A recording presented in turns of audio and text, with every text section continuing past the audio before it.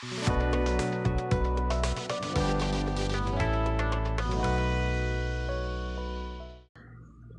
Recipe നല്ല perfect ആയിട്ടുള്ള mayonnaise എങ്ങനെ തയ്യാറാക്കാം എന്നുള്ളതാണ്. അപ്പോൾ നമുക്കിത് എങ്ങനെയാണ് തയ്യാറാക്കുന്നതെന്ന് നോക്കാം. അതിനായിട്ട് മിക്സിയുടെ ചെറിയ ജാറിലേക്ക് 2 മുട്ടയുടെ വെള്ള ചേർത്ത് കൊടുക്കാം. ഇനി ചെറുതായിട്ടൊരു ഫ്ലേവറിന് വേണ്ടിയിട്ട് ഒരു വെളുത്തുള്ളിയുടെ ചെറിയ പീസ് ഇതുപോലെ പൊടിയായി അരിഞ്ഞത് ചേർത്ത് കൊടുക്കുക. ഇനി ഇത് രണ്ടും കൂടെ 10 സെക്കൻഡ് മിക്സിയുടെ ബാക്ക് സ്പീഡിലിട്ടിട്ടൊന്ന് അടിച്ചെടുക്കാം. അപ്പോൾ ഇതാ ഒരു 10 സെക്കൻഡ് അടിച്ചെടുക്കുമ്പോൾ ഇതുപോലെ മുട്ടയൊക്കെ നന്നായിട്ട് ബീറ്റായിട്ട് വന്നിട്ടുണ്ട്, നല്ല വൈറ്റ് കളറായിട്ട് കിട്ടിയിട്ടുണ്ട്.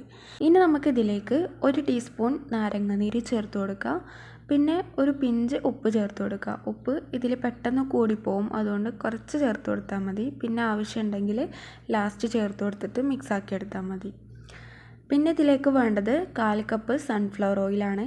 അതും കൂടെ ചേർത്ത് കൊടുത്തിട്ട് വീണ്ടും ഒരു 10 സെക്കൻഡ് ബാക്ക് സ്പീഡിലിട്ടിട്ടൊന്ന് അടിച്ചെടുക്കാം.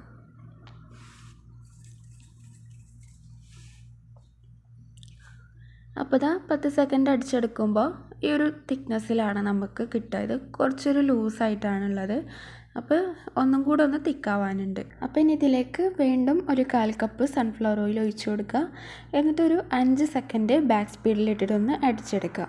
അപ്പോൾ ഇതാ 5 സെക്കൻഡ് അടിച്ചെടുക്കുമ്പോഴേക്കും ഇതുപോലെ നല്ല തിക്കായിട്ടുള്ള മയോണൈസ് റെഡി ആയിട്ട് കിട്ടും. അപ്പോൾ ഇത്രയേ ഉള്ളൂ. 2 മിനിറ്റ് കൊണ്ട് തന്നെ നമുക്ക് നല്ല പെർഫെക്റ്റ് ആയിട്ടുള്ള മയോണൈസ് വീട്ടിൽ തന്നെ തയ്യാറാക്കി എടുക്കാനായിട്ട് പറ്റും.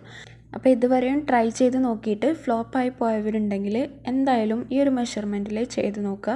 നല്ല പെർഫെക്റ്റ് ആയിട്ടുള്ള മയോണൈസ് തന്നെ തയ്യാറാക്കി എടുക്കാനായിട്ട് പറ്റും. അപ്പോൾ ഈ വീഡിയോ ഇഷ്ടമായവർ ലൈക്ക് ചെയ്യുക, ഷെയർ ചെയ്യുക.